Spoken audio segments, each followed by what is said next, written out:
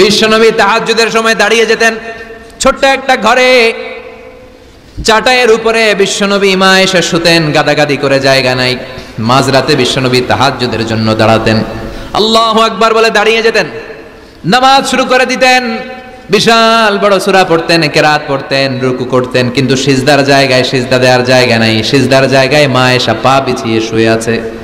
বুখারীর বর্ণনা, বিশ্বনবী সিজদায় যে হাত দিয়ে মা এসার পায়ের মধ্যে চিমটি কাটতেন, মা এসা বুঝতে পারতেন বিশ্বনবী এখন সিজদায় যাবে। সুবহানাল্লাহ পড়েন। মা এসা বুঝতে পেরে পা দুইটা সরিয়ে নিতেন, বিশ্বনবী সিজদা দিতেন। সিজদা দিয়ে বিশ্বনবী যখন আবার দাঁড়িয়ে যেতেন, মা আয়েশা পা বিছিয়ে আবার শুয়ে পড়তেন। কি ইবাদত ছিল বিশ্বনবীর! হাত্তা তাতাওয়াররামু খাদামা। মা আয়েশা বলতেন বিশ্বনবী দাঁড়িয়ে থাকতে থাকতে এত সময় ধরে তাহাজ্জুদের সালাত পড়তেন, ওনার পা গুলো ফুলে এরকম টিউমারের মতো মোটা হয়ে যেত। সুবহানাল্লাহ পড়বেন না? দাঁড়িয়ে থাকতে থাকতে বিশ্বনবীর পা গুলো টিউমারের মতো মোটা হয়ে যেত। প্রথম রাকাতে বাকারা, আলে ইমরান পড়ে ফেলতেন। সুবহানাল্লাহ পড়েন। বিশ্বনবীর পা যেন ফেটে যাবে, এভাবে হাত বেঁধে দাঁড়িয়ে থাকতে থাকতে বিশ্বনবীর হাতগুলো বাঁকা হয়ে যেত, ব্যথা হয়ে যেত। বিশ্বনবী তখন হাত দুইটা ছেড়ে দিতেন। আবার যখন এনার্জি ফিরে পেতেন, যখন বিশ্বনবীর ভালো লাগতো, আবার হাত বাঁধতেন। পড়েন সুবহানাল্লাহ। তার মানে হাত ছেড়ে দিও নামাজ পড়া যায়, হাত ছেড়ে দিও।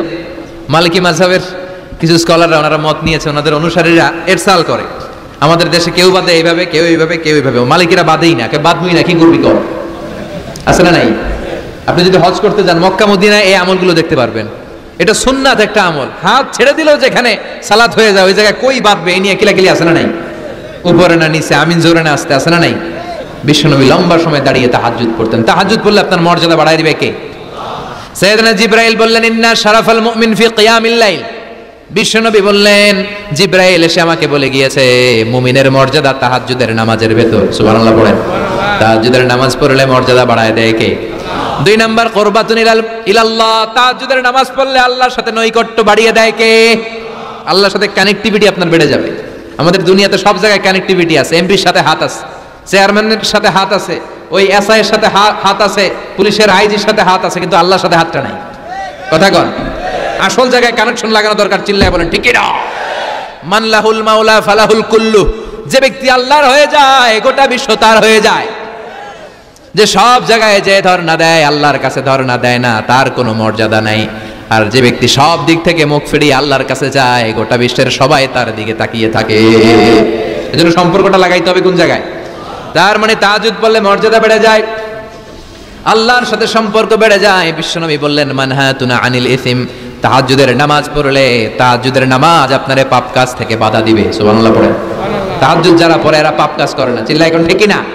4 নম্বরে মুকাফফিরাতুন লিসাইয়্যাত।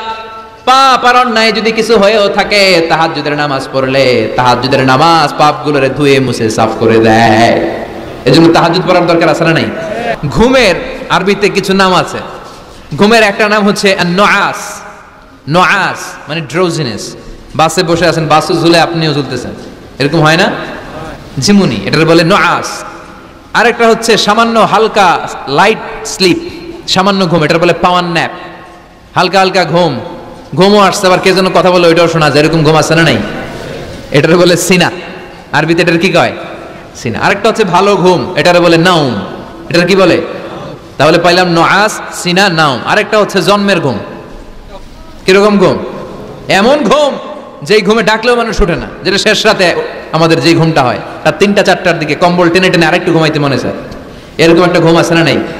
এই ঘুমটাকে আরবিতে বলে হুজুদ। কি বলে? সবাই বলেন।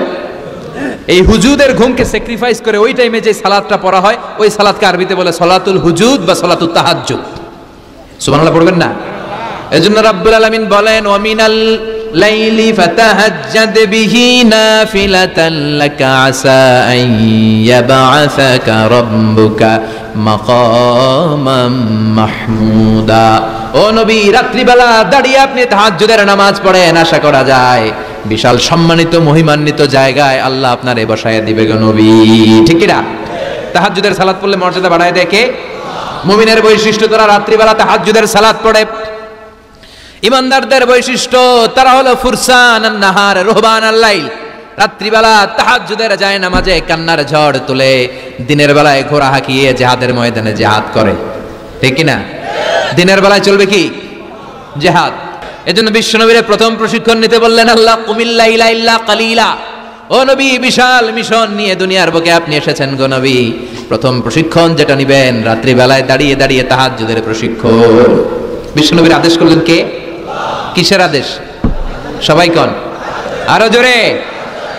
ওই মুহূর্তটা তাহাজ্জুদের সময়টা এমন সময়, ইয়ানজিলু রাব্বুনা ইলা সামাইদ দুনিয়া, রব্বুল আলামিন আরশের উপর থেকে দুনিয়ার আকাশে নেমে আসে মানে বিশেষ একটা মনোযোগ দেয়।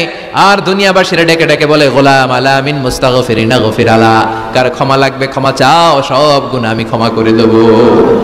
আলা মিন মুস্তারজিকিন আরজুকালা, কার কি লাগবে আমার কাছে চাও, সব আমি দিয়ে দেব। আল্লাহু আকবার। আলা মিন মুস্তাকসিনাক সুলা, যার জামা দরকার জামা চাও, জামা দেব। ক্ষমতা দরকার ক্ষমতা চাও, ক্ষমতা দেব। নেককার স্ত্রী দরকার, নেককার সন্তান দরকার, সন্তান চাও, সন্তান দেব। সব দেয়ার মালিক কে? কেউ যেটা পারে না পারে কে? কেউ যেটা দেয় না দেয় কে? কেউ যেটা বোঝে না বোঝে কে? আল্লাহ শেষ সাথে আম করে ডাকে, দেওয়ার জন্য ডাকে, কিন্তু চাওয়ার সময় আমাদের নাই। উনি দেওয়ার জন্য প্রস্তুত, কিন্তু এটা তো নেওয়ার লোক লাগবে। কথা কন।